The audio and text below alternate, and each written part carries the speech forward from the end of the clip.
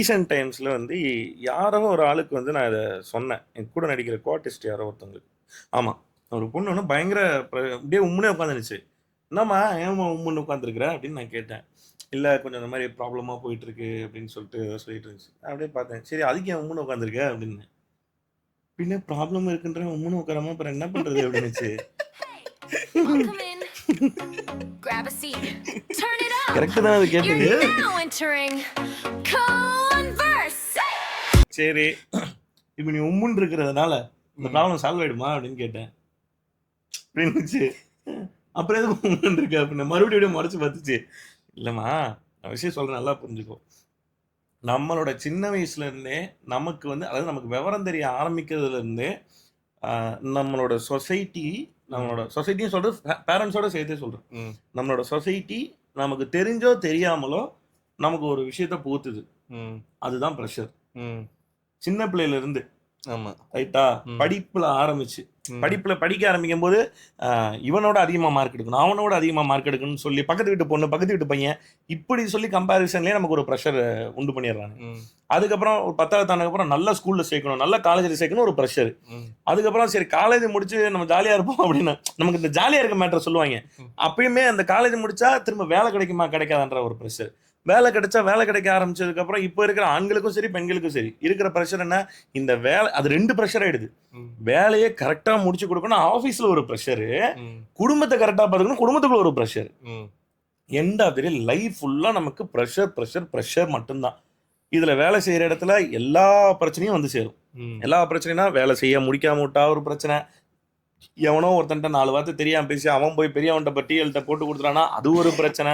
அதாவது நம்மளோட பெரிய அத்தாரிட்டியில் இருக்கவங்கள்ட்ட போட்டு கொடுத்தா அது ஒரு பிரச்சனை. இந்த மாதிரி ஏகப்பட்ட விஷயங்கள் நமக்குள்ள ப்ரெஷரை உண்டு பண்ணி தான் நம்மளை வந்து லைஃப் ரன் பண்ண வைக்குது. நான் இப்போ ரீசெண்டாக ஒரு நாள் விட்டத்தை பற்றி இப்படியே படுத்து இந்த மாதிரி ஃபேன் அப்படியே பார்த்துட்டே இருந்தேன். அன்றைக்கி எனக்கு பயங்கரமான மூளை திறந்த மேட்ரு ஒன்று இருந்துச்சு. 4-5 வருஷத்துக்கு முன்னாடி எங்கள் அம்மா எப்பயோ சொல்லிச்சு, ஒன்றும் இப்போ சீரியல்லாம் கம்மிட் ஆகலைன்னு நினைக்கிறேன். அந்த டைமில் சொல்லிச்சு. சீரியல் கம்மிட் ஆமாம் கம்மிட் ஆகலை ஊரில் வச்சு தான் சொல்லிச்சு. அதை 2வது தடவை ஒரு தடவை சொல்லிச்சு. சீரியல் கம்மிட் ஆகி ஒரு 1.5 வருஷத்தில் சொல்லிச்சு அப்படின்னு சொல்லிச்சு. அடிக்கடி எங்கள் அம்மா அந்த மேட்ரு எதுக்கு சொல்லிச்சுன்னு எனக்கு தெரியவே இல்லை. இதை நான் ஆனந்த் கிட்ட சொன்னேன். டேய் இப்படிலாம் யோசிக்காதடா, உனக்கு கல்யாணம் ஆயிடுச்சுடா, குடும்பம் இருக்குடா, இப்படி போனால் சித்தனா போய் தந்துடா அப்படின்னா. அப்படியா? இல்ல நான் சொல்றேன், கிளியரா சொல்றேன், நான் அதுல என்ன அண்டர்ஸ்டாண்ட் பண்ணேன்னு சொல்றேன் கேளு அப்படின்னு. என் அம்மா என்ன சொல்லுச்சுன்னா, தம்பி உன் வாழ்க்கையில யாரையுமே நம்பாத, என்னையும் நம்பாத, உங்க அப்பாவை நம்பாத, உன் தங்கச்சி இருக்கா உன் மச்சா இருக்காருன்னு அவனை நம்பாத, நாளைக்கே உனக்கு ஒரு கல்யாணம் ஆகும் அப்போ ஒரு பொண்டாட்டி வரும் அவளை நம்பாத, நாளைக்கு உனக்கு ஒரு புள்ள பிறப்பான் பொண்ணு பிறப்பான் அவங்கள நம்பாத, கூட இருக்கிற நண்பர்கள் நம்பாத, கூட வேலை பார்க்குறவங்க நம்பாத, யாரையுமே நம்பாத, ஆனா உன்னை நீ நம்பு. எவனையுமே நம்பாம எப்படிம்மா அப்படின்னேன். அப்ப எங்க அம்மா தெளிவா ஒரு விஷயம் சொல்லுச்சு. நம்பாதன்னு சொன்னது ஒரு மனுஷனை நம்பாதன்னு சொல்லல. அதாவது இவங்க நமக்காக இதை செய்வாங்கன்னு நம்பாத, உனக்கு என்ன தேவையோ அதை நீ செஞ்சு பழகிக்கோ அப்படின்னு ஒரு வார்த்தையை சொல்லுச்சு. இது எதுக்கு அன்னைக்கு எனக்கு சொல்லுச்சுன்னு தெரியல. ஒரு 2 தடவை ஒரு 4 வருஷத்துக்குள்ள சொல்லியிருந்தது. சீரியல் ஆரம்பிச்சு 1.5 வருஷத்துல ஒரு தடவை சொல்லுச்சு.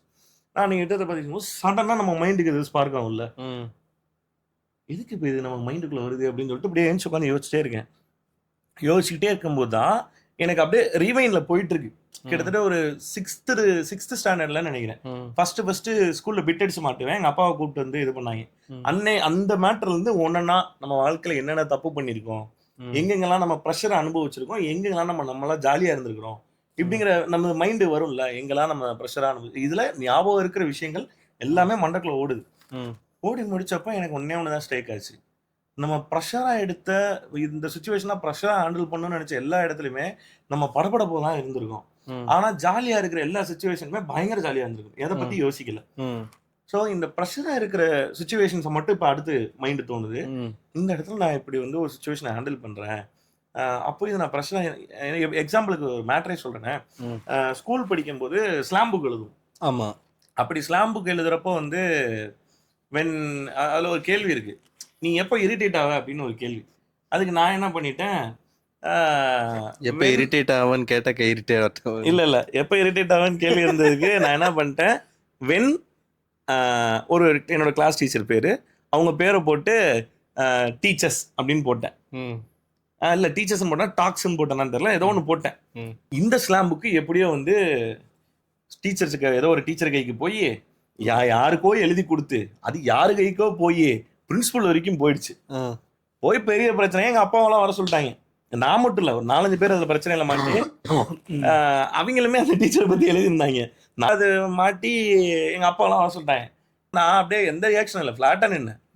ஏன்னா பிரின்சிபல் சின்னவரன் சாரும் நானும் அவர் வந்து நான் ஏதாவது பேச வந்தா நீ பேசாத போ, நீ தைரியமா பேசுவ போயிடு அப்படின்றது. இல்ல அவருக்கு வந்து எப்படின்னா ஸ்டூடெண்ட்ஸ் வந்து எதுக்கும் பயப்படக்கூடாது, எந்த விஷயமா இருந்தாலும் யாரா இருந்தாலும் எவ்வளவு ஸ்ட்ரிக்டான ஆளா இருந்தாலும் தைரியமா பேசும். அவர் ரொம்ப ஸ்ட்ரிக்ட். அவர்கிட்ட யாரு தைரியமா பேசுறாங்களோ அவங்களுக்கு ரொம்ப பிடிக்கும். அதனால என்னையும் எங்க கூட வந்து 12th ஸ்டாண்டர்ட் விஜித்தான ஒரு பொண்ணு படிச்சது, எங்க 2 பேரும் மட்டும் பேசவே விட மாட்டாரு. You guys please shut up other stock அப்படின்னு. எவனா கேள்விகள் எவனும் எந்திரிக்க மாட்டான். உங்களுக்கு சொரணையே இல்லையா அப்படின்னு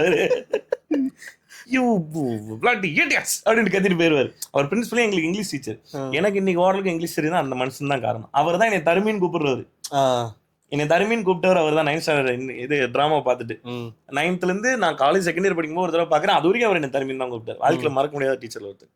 அவர் கூப்பிட்டு வந்துட்டாரு. அப்பாவும் என் தங்கச்சிட்டு தான் முதல்ல சொல்றாங்க, எங்க தங்கச்சி ஸ்கூல் விட்டு போனேன், அப்பா அண்ணன் ஏதோ தப்பு பண்ணிட்டேன் வா அப்படின்னு சொல்லிட்டு பிரின்சிபல் ரூம்ல கூப்பிட்டு போயிட்டாங்க.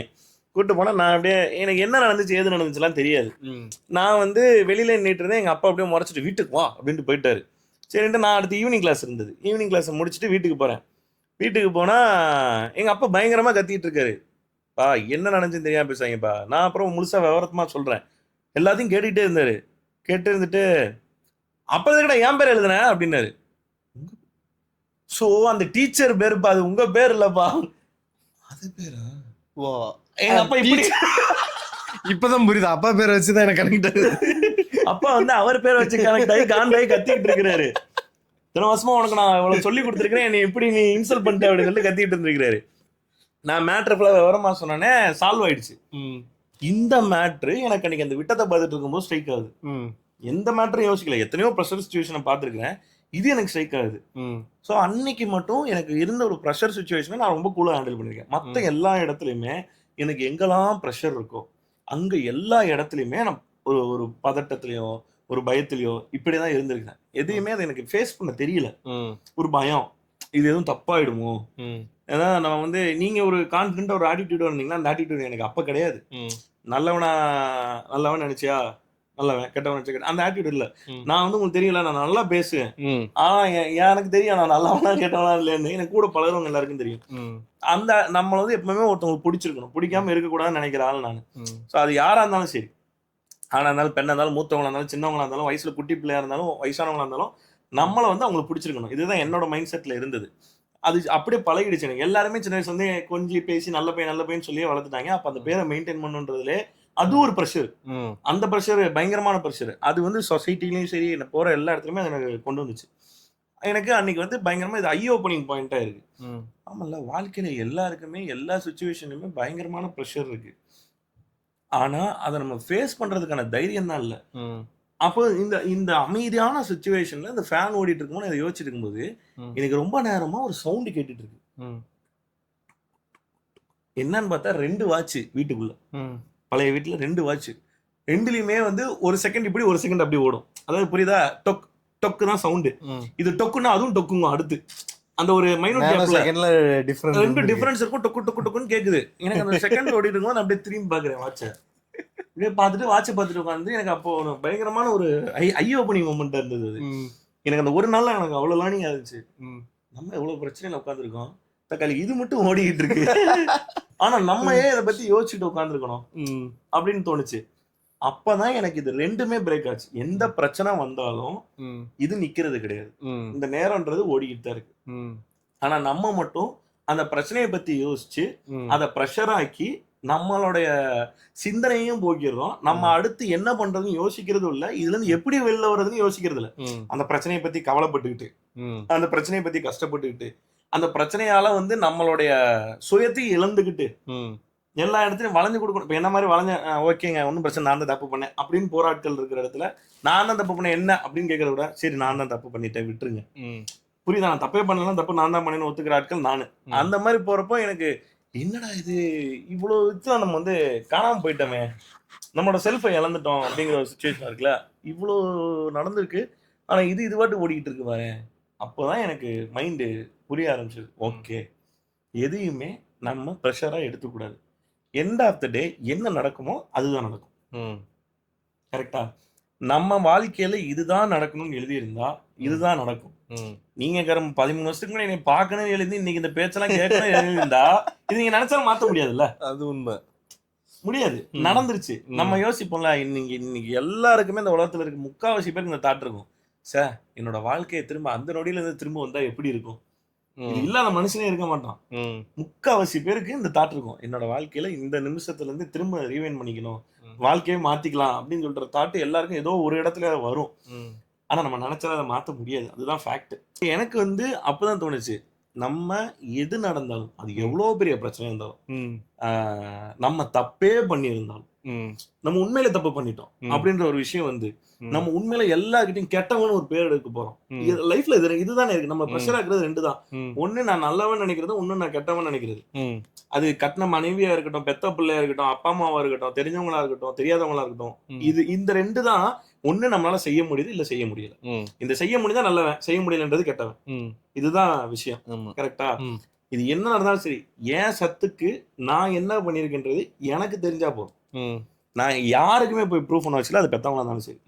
அவங்களாம் என்னைய புரிஞ்சுக்கிட்டாங்கன்னா, இத்தனை வருஷம் நீ பெத்து வளர்த்தவங்களுக்கும், இத்தனை வருஷம் என் கூட வாழ்றவங்களுக்கும், இத்தனை வருஷம் நான் பெத்த பிள்ளைக்கும், இத்தனை வருஷம் என் கூட இருக்கிற நண்பர்களுக்கும் என்னை பத்தி தெரியும் அப்படிங்கிற ஒரு அண்டர்ஸ்டாண்டிங் எனக்கு வந்ததுக்கு அப்புறம் தான் ஏன் எல்லாத்தையும் நான் ப்ரெஷரா எடுத்துக்கணும் அப்படிங்கிற தாட்டே வந்துச்சு. யாரோ ஒருத்தவங்க நினைக்கிறதுக்கு நான் ஏன் அதை ப்ரெஷரா எடுத்துக்கணும்? அவங்க என்ன என் கூட எப்பவுமே இருக்காங்களா? இல்லையே. அப்ப அதை நம்ம ப்ரெஷராகவே எடுத்துக்கலாம். வேணாம், ஓகே விட்டுரு. இப்ப என்ன, இதுதான் நடக்கணும் அப்படின்னா ஓகே நடக்கட்டும். நடக்கிறனால என்ன ஆக போகுது? எனக்கு சோறு கிடைக்காம இருக்க போதா? நான் வேலைக்கு போறேன், சோறு கிடைச்சிருது. இல்லை வேலையே இல்லையா, எப்படியோ சோறு கிடைச்சிடும். நம்மளால சோறுக்கு என்ன ஆகும்? சேர்த்து போயிருங்க. இவ்வளவுதானே. நம்ம தான் சாலையை பார்த்துட்டு வந்து தக்காளி இதுக்கு போய் யோசிச்சுட்டு இருக்கிறோமா அப்படின்னு சொல்லிட்டு அன்னைக்குதான் என்ன செத்துட்டேன்னு நினைச்சு நான் உயிர் பழிச்சு வந்தான் தான் நமக்கு தெரியும். அப்ப நம்ம அதே பார்த்துட்டா இது ஒரு விஷயம்னு சொல்லிட்டு இதுக்கு போய் நம்ம லைஃப்ல எல்லாத்துக்கும் ப்ரெஷர் ஆயிட்டு இருக்கோம்னு சொல்லிட்டு அன்னையிலேருந்து கடந்த ஒரு மாசமா நான் எதுக்குமே இது வரைக்கும் ப்ரெஷர் ஆகல. இதை கேட்டவனே தான் ஆனந்த் சொன்னா, இப்படி ரொம்ப யோசிக்காதடா, நீ எங்கிட்ட போய் தொலைஞ்சிடா அப்படின்னா. பரவாயில்ல போறேன் அப்படின்னு. இல்லை இன்ன வரைக்கும் இது நிறைய பேருக்கு தோணுதா, இல்லை நான் சொல்றது தப்பா ரைட்டா எனக்கு தெரியல. நான் என்ன கவலையில உட்காந்தாலும் கஷ்டத்துல உட்காந்தாலும் நானும் இல்லை, இந்த உலகத்துல எந்த உயிரினும் கவலை கஷ்டத்துல உட்காந்தாலும் இந்த நேரம் மட்டும் அது பாட்டுக்கு போய்கிட்டே இருக்கு, நாட்கள் மட்டும் கடந்துகிட்டே இருக்கு. நமக்கு என்ன கவலை கஷ்டம் இருந்தாலும் நம்ம வேலையை பார்ப்போம். வீட்டுக்குள்ள எவ்வளவு பிரச்சனை இருந்தாலும் வேலையை பார்ப்போம். வேலை செய்யற இடத்துல எவ்வளவு பிரச்சனை இருந்தாலும் வீட்டுக்கு நம்ம வீட்டுல இருக்கவங்க பேசிட்டு இருப்போம். வயசு வயசா ரெண்டுமே நடக்கும். அப்ப என்ன நடந்தாலும் லைஃப் மூவ் ஆன் ஆயிட்டு தான் இருக்கு. ஆனா நம்ம மட்டும்தான் அதை மண்டையில போட்டு ரொம்ப குழப்பி ப்ரெஷர் ஆயிட்டே இருக்கோம். நான் சொல்றது எல்லாரும் ஏதோ ஒரு விஷயத்துக்கு ப்ரெஷர் ஆயிட்டே தான் இருக்கும். நான் அதுக்காக ப்ரெஷரே ஆகக்கூடாதுலாம் சொல்லல, அது வரும். அதுவும் இல்லைன்னா எதுவும் வாழ்க்கை கிடையாது. ஒண்ணு நீ ரிலாக்ஸ் பண்ணா மட்டும்தான் அதுக்கான சொல்யூஷனை கண்டுபிடிச்சு அந்த இடத்த விட்டு வெளியில வர முடியும். இல்லைன்னா you will be in a loophole of pressure. இது இருக்கக்கூடாது. அது வரும், அதை எப்படி ஹேண்டில் பண்ணிக்கிறோன்றதுதான் முக்கியம். Crazy minds, late nights, big dreams, new highs, no script, just hits. Welcome to Converse.